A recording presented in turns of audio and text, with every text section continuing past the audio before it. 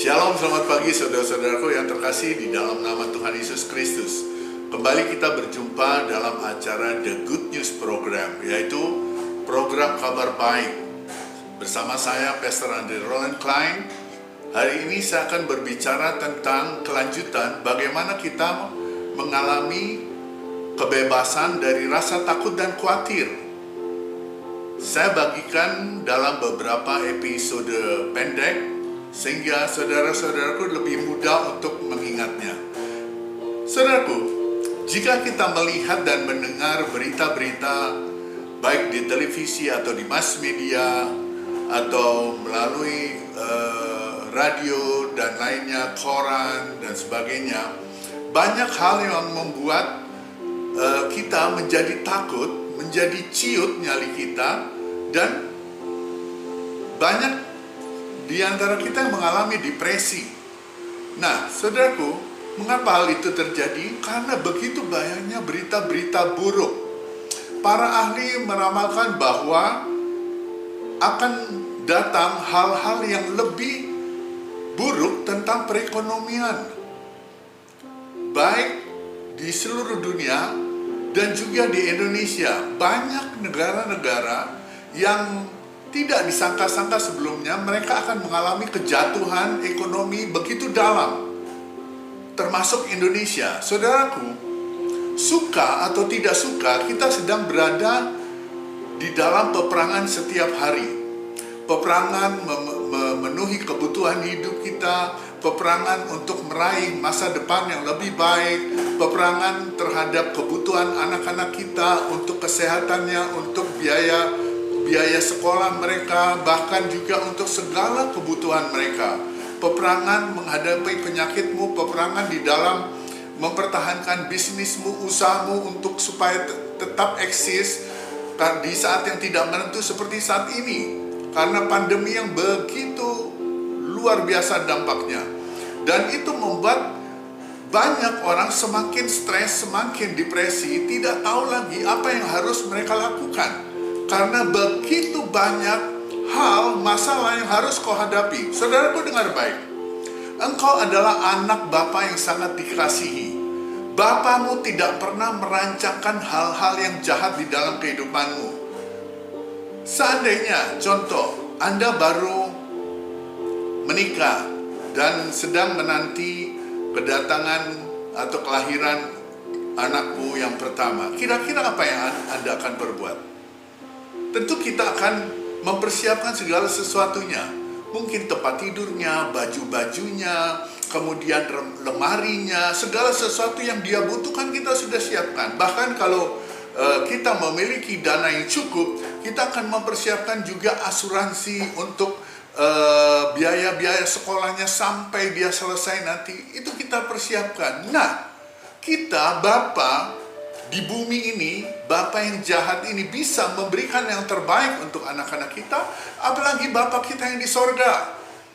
Itu sebabnya firman Tuhan berkata, sebab aku ini mengetahui rancangan-rancangan apa yang ada padaku mengenai kamu, demikian firman Tuhan, yaitu rancangan damai sejahtera, bukan rancangan kecelakaan, untuk memberikan kepadamu hari depan yang penuh dengan harapan. Mungkin sekarang Anda akan berkata, bagaimana mungkin saya diangkat menjadi anak? Karena saya masih sering melakukan dosa. Bagaimana mungkin saya diangkat jadi anak? Saya masih melakukan dosa-dosa seksual, suka nonton majalah-majalah porno, suka melihat film-film porno, segala sesuatu yang bersifat pornografi.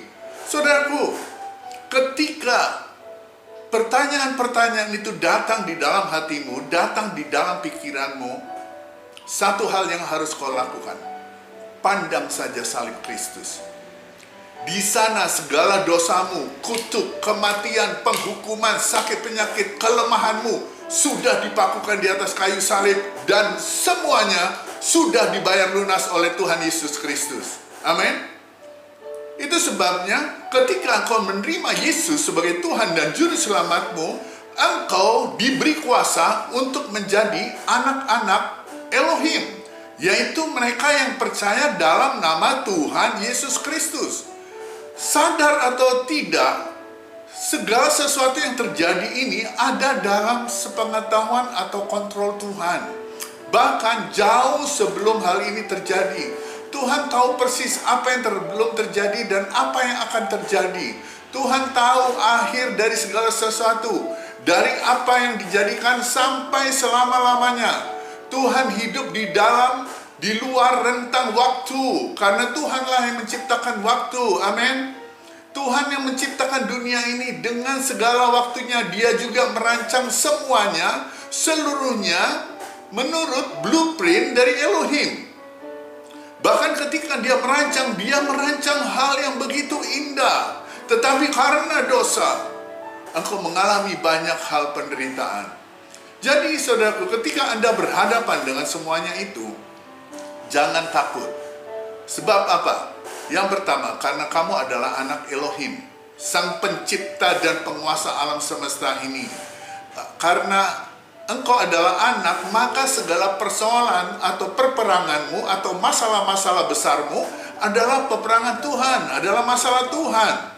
Mari kita perhatikan kehidupan seorang raja Yehuda yang bernama Yosafat. Yosafat adalah raja Yehuda pengganti Asa. Asa adalah ayahnya. Yosafat adalah raja Yehuda yang luar biasa. Dia adalah raja yang hidup taat dan takut pada Elohim. Dia menjauhi hal-hal yang jahat. Dia menjauhi segala penyembahan-penyembahan berhala. Itu sebabnya Elohim memberkati dia begitu luar biasa. Dan bukan itu saja, Yosafat adalah raja yang mengajarkan Taurat kepada seluruh rakyatnya. Dia pergi dari satu kota ke kota, dia mengajarkan Taurat kepada rakyatnya, takut akan Tuhan. Kalau zaman sekarang ini mungkin Yosafat adalah presiden dan sekaligus juga penginjil yang luar biasa. Akibatnya saudaraku, Yosafat hidup dalam kemurahan Elohim yang begitu dahsyat. Bahkan Tuhan membuat semua kerajaan-kerajaan di sekeliling kerajaan Yehuda tidak berani berperang melawan Yosafat. Tuhan membuat Yosafat menjadi raja yang amat sangat kuat. Ia memiliki tentara pahlawan-pahlawan yang gagah berani, berjumlah kurang lebih 1 juta lebih. Dan dengan kekuatan yang seperti itu, apakah yang dia takutkan? Tapi perhatikan ini. Apakah Yosafat bebas dari ketakutan? Ada satu kisah. Pada satu ketika Yosafat diserang oleh musuh yang sangat besar jumlahnya. Itu tertulis di kitab Tawarikh 2 pasal 20. Suatu musuh yang begitu luar biasa. Bani Moab, Bani Amon, dan juga orang-orang Meunim. Suatu laskar yang besar datang dari seberang laut asin. Mereka datang dan menyerang Yosafat, dan mereka sekarang ada di Haeson Tamar atau di En-Gedi. Yosafat menjadi takut, lalu mengambil keputusan untuk mencari Tuhan. Perhatikan, ketika Yosafat menjadi takut, dia mencari Tuhan.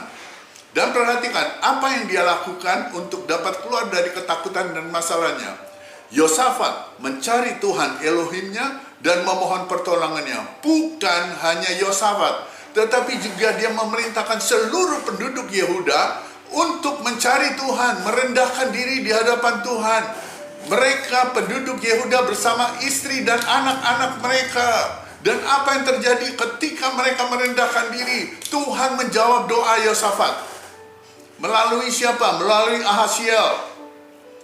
Dia adalah anak Zakaria, orang Lewi, dan roh Tuhan ada padanya, dan dia berkata, "Hai seluruh Yehuda dan seluruh penduduk Yerusalem, dan engkau Tuanku Raja Yosafat, beginilah firman Tuhan. Jangan kamu takut dan terkejut karena laskar yang besar ini. Sebab, perhatikan, sebab bukan kamu yang akan berperang, melainkan Tuhan Elohimmu." Itu janji Elohim yang begitu luar biasa. Elohim katakan apa? Bukan kamu yang berperang, tapi aku yang berperang. Jadi peperangan itu adalah milik Elohim, Tuhan katakan. Lalu berturutlah Yosafat dengan mukanya ke tanah, seluruh Yehuda dan penduduk Yerusalem, mereka sujud di hadapan Tuhan dan menyembah Dia. Kemudian orang Lewi mulai bangkit, berdiri dan menyanyikan pujian-pujian bagi Tuhan Elohim Israel dengan suara yang sangat nyaring. Dan keesokan harinya, ketika Yosafat maju berperang melawan musuh-musuhnya, Yosafat beserta seluruh pasukannya lengkap berdiri di hadapan para musuhnya.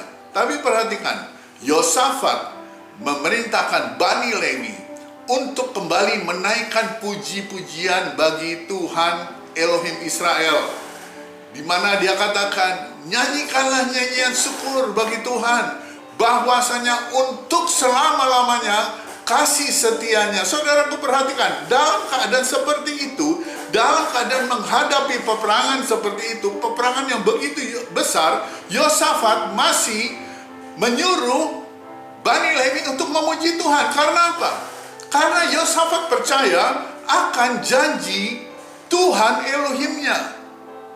Dia memuji Tuhan bahwasanya untuk selama-lamanya kasih setianya. Dan apa yang terjadi? Ketika naik, pujian itu dinaikkan, Elohim melakukan penghadangan terhadap musuh-musuh Yosafat. Bagaimana terjadi?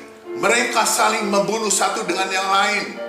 Yosafat dan pasukannya diam di tempat dan hanya melihat bagaimana musuh-musuh itu saling membunuh, dan Tuhan Elohim memberikan kemenangan besar bagi Yosafat. Dan bukan itu saja, ketika orang Yehuda, Raja Yosafat tiba di tempat para musuhnya, semua musuhnya sudah mati. Mereka saling membunuh karena Tuhan Elohim yang melakukannya. Kemudian saudaraku, Yosafat bersama pasukannya menjarah seluruh barang-barang musuh mereka. Mereka menemukan banyak ternak, mereka menemukan banyak harta, kemudian barang-barang berharga mereka rampas dari para musuhnya. Mereka membawa itu 3 hari lamanya, mereka menjarah barang-barang itu karena begitu banyaknya. Dan pada hari yang keempat, mereka berkumpul di tempat itu dan mereka mulai memuji Elohim, menyanyikan pujian-pujian syukur. Dan itu sebabnya tempat itu sampai sekarang disebut lembah pujian. Jadi, saudaraku, ketika Anda berhadapan dengan semuanya itu, jangan takut, sebab ini janji Tuhan bagimu. Kamu adalah anak Elohim, sang pencipta dan penguasa alam semesta ini. Kamu anak kesayangannya.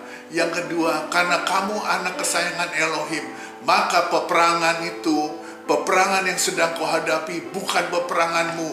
Jadi ketika engkau menghadapi peperangan, menghadapi masalah, kau katakan kepada Tuhan Elohimmu, Bapa, ini bukan peperanganku, ini peperanganmu. Dan terima semua itu di dalam nama Tuhan Yesus. Haleluya. Dan engkau akan melihat, engkau akan berjalan lepas dari segala kekhawatiran dan ketakutan. Sebab Elohimmu berperang untukmu. Tuhan Yesus memberkati. Nah, saudara-saudaraku, jika Anda merasa diberkati dengan video firman Tuhan ini, jangan lupa tekan like, bagikan, share video ini kepada saudara-saudara yang lain, sehingga mereka pun boleh mendapat berkat. Dan jangan lupa tekan follow atau subscribe agar Anda dapat menerima video-video firman Tuhan, kabar baik yang terbaru dari kami. Sampai jumpa di episode berikutnya. Tuhan Yesus memberkati. Shalom.